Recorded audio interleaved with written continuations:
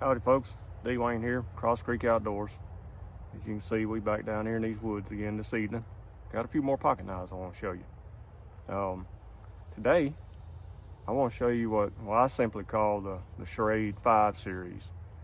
And that would consist of the LB5, 50T, and knives along that line. And so I guess we'll just start with the LB5. And this one's in a nice leather sheath. I don't know if this sheath carried much. You can see there's a little wrinkle there on the loop, belt loop, so it's probably been carried a little, but this was probably more of a pocket knife than a sheath knife for somebody. I did pick this up on the secondary market. And like I say, this is the Schrade Uncle Henry LB5. These knives are 3 3/4 inches closed, 2 3/4 inch blades. And you can see this one has nickel silver bolsters, wood cover. They are lockbacks. And let's see the kind of liners that looks like nickel silver liners in there too. So I'm getting this guy opened up. Got a 2 3/4 inch clip blade here. Yeah, a hollow grind. And you can see that tang stamp. Uncle Henry Schrade Plus LB5 USA. So this is a stainless. Since it has the Schrade Plus, the plus being stainless. So this knife's still in good shape. It's still got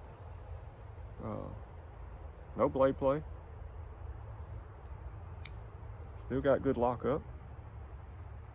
So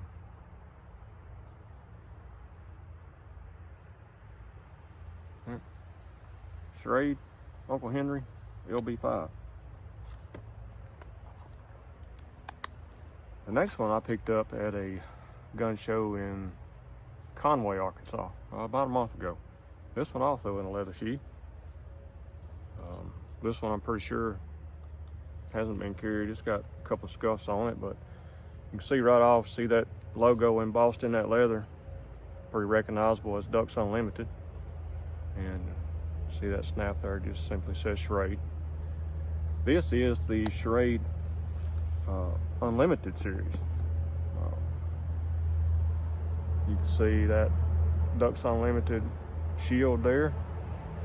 Nice wood covers, brass pins, brass bolster, brass liners, whereas the LB5 was all pretty much nickel silver.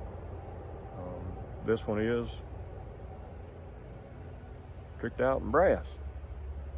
So getting that blade open, you see we have a drop point here instead of the clip point blade, which I like a little better. Let me get this thing, wipe these fingerprints off here, well maybe we can see the etching on that blade. Got my Crimson Trace cloth here. Yeah, them scope cloths work pretty good for wiping knife blades down too, getting fingerprints off. Looking at a close-up on there, you can see that Ducks Unlimited logo on that blade. I think it says 2002, so this would date this knife to that era, I'm sure. And you can see there, Schrade Plus USA Unlimited. Limited. Yeah, the LTD for limited, not unlimited. Been a long day. Anyway, and you won't believe what I paid for this knife. Guy gave me a really good deal. This knife in that sheath, $10. I couldn't believe it. I couldn't pass on that one. So there we go. There we've got the LB5, and we got the limited series Schrade. And this next one is probably my favorite out of all of them. Let me get it wiped down before I show it to you.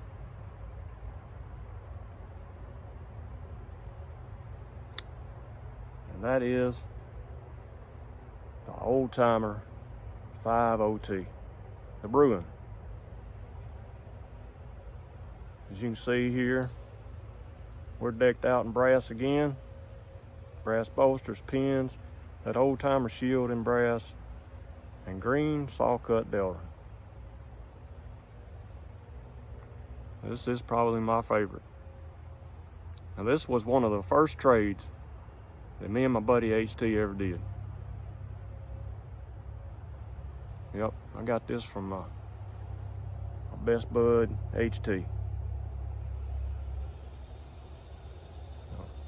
Getting this guy opened up. Got that same drop point. And looking at that tang stamp. Schrade USA 5 OT. Notice there is no plus. This is carbon steel. And you can see it is still, I don't know where HT got this, but it looks unused. I've carried it a few times. I do carry it. I'm pretty particular with it, but I have carried this a few times, quite a few times. Mostly to church, somewhere like that. But I ain't skimping on squirrels or rabbits or none of that with it, but I do carry it. So, like I said, this is probably my favorite one out of the bunch right here. Old 5 OT green saw cut Delrin. So, yeah. And lastly, I have one more.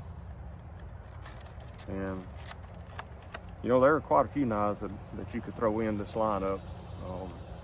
Some of the newer ones, I think it's the 55 UH or 5 UH, which is on Henry with Stagalon. I don't know that they made those when the Schrade factory was open in the US. I don't know that they made those. If they did, I'd sure love to have one. I haven't seen one.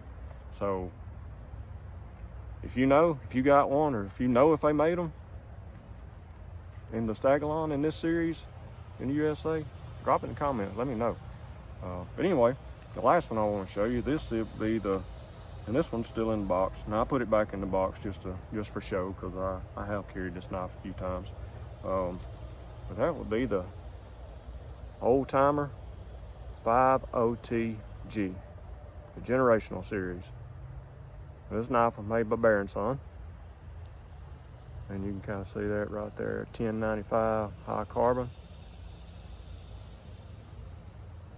And it's got some dimensions on the back. We just will take a look at them while we got it here. Skinner blade. See if I can get that up there to focus. This is bone handle. Nickel silver bolsters. So enough about the box. Let's get the knife out and take a look at it. Now, I said that green saw cut Delrin was my favorite, and it is, but this right here is probably a close second. And I know these weren't made by Schrade. These are made by Bear & Son, but nonetheless, it is a beautiful knife. You notice this one's got a kind of a Skinner blade, something similar to a Sidebuster Junior. Nickel silver bolsters. There's that shield, that Oldtimer shield. If I can get that to show for y'all a little better. And look at that saw cut bone, especially in that sun. Boy, that thing is pretty, ain't it? Yeah. You can see right here, it's a little bit of chipping in that saw cut. Man, ain't nothing but character. I don't have a problem with that at all. This is a beautiful knife. And you can see right there on that tang stamp, the sun's messing with us now. I don't know if I'm gonna get that to focus.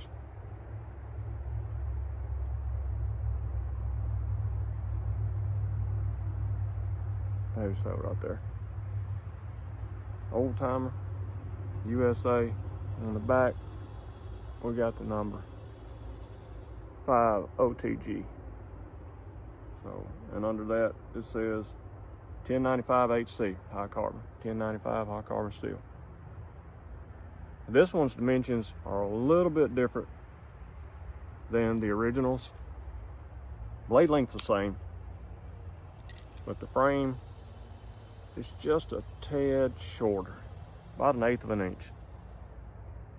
So, like I say, these weren't made in a Schrade factory. I guess Bear & Son made their own dimensions for it, and it was close enough for Schrade. So, anyway. Well, there you go, man. There is my Schrade 5 Series collection.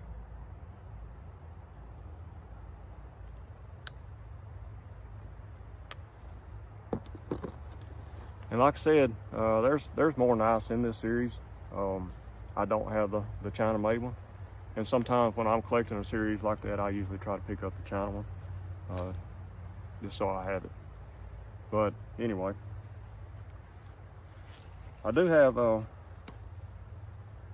one scripture that I want to share with you today. It's a very, very familiar scripture. I do have my little handy dandy pocket Bible down here with me. I really don't have to read this, and most of you could quote it along with me, but I am going to read it. And that is Psalms 23 and verse 4. And everybody knows Psalms 23, but I just want to pick out this one verse, and that'd be verse 4.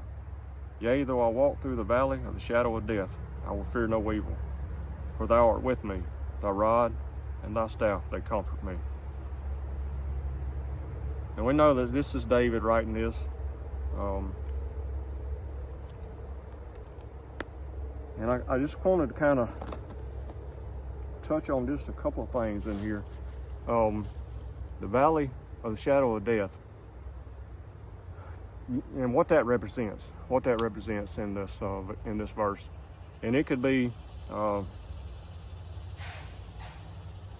I'll be dog. Y'all hear that? There's a buck deer right there.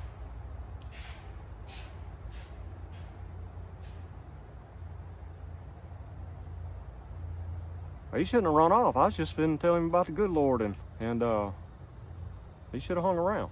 Anyway, never know what's gonna walk up on you down there in these woods. But the valley of the shadow of death,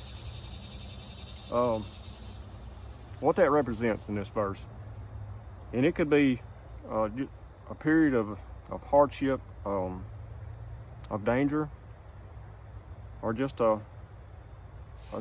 time of trial in your life. It could be sickness, it could be difficult times, spiritual darkness or temptations that we face, and or just a dangerous situation. And so the point that I really want to get to is where he says, thy rod and thy staff, they comfort me. Now, David grew up, when he was a youngster, he was a shepherd. And so he knew the tools of the trade, the rod and the staff. And, you know, for a long time, I thought the rod and the staff were kind of basically the same thing. But if you study into it, what the shepherd might have carried in those days, he had two tools. He had the rod and he had the staff. Now the rod was just a short club, if you will, a stick. And so what the shepherd used that for was protecting his sheep from whatever it may be, whether it be wolves. In David's case, when he was growing up, a bear and a lion. So it was used as protection, but it was also could be used as a tool of discipline. When I was studying this, I read accounts where it was said that the shepherd, if he had this sheep that was going astray too often, they would actually break the leg of that sheep and then mend it to where he couldn't slip off. A little bit of discipline. And you think some of the situations we get in our life where maybe we wandering away from God a little bit through those hard times, through those dark times, we end up with a knot on our head, and we think, man, you got my attention now, Lord. Let's get out of here. Get me out of this. So the rod was a tool of protection and also a tool of discipline. Now the staff, we all know what the shepherd's staff looks like, a long rod with a crook on the end of it, was used for guiding. The sheep, if they were getting a little off course, take the hook, reach out there and pull them back, or if they got in a precarious situation where they were in danger or something, maybe in danger of falling, they could use that hook to pull the sheep back. And sometimes even it was used for nudging. One didn't want to keep up or something like that. So, but David knew these tools, and he knew what they meant and what the shepherd used them for.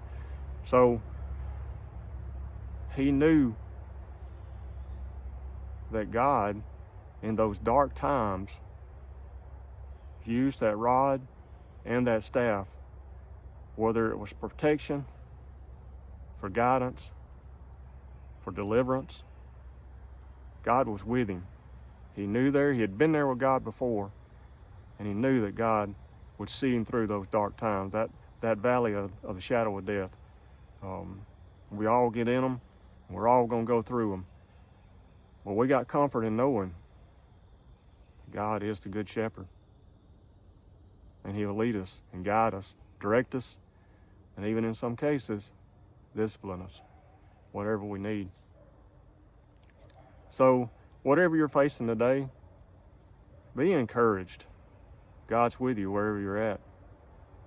Whatever time you're going through, whether you're facing some kind of sickness, some kind of illness, doctor may not be giving you a good report. Know that God is there. He'll lead you and guide you through those dark times. But that's it today here on Cross Creek Outdoors.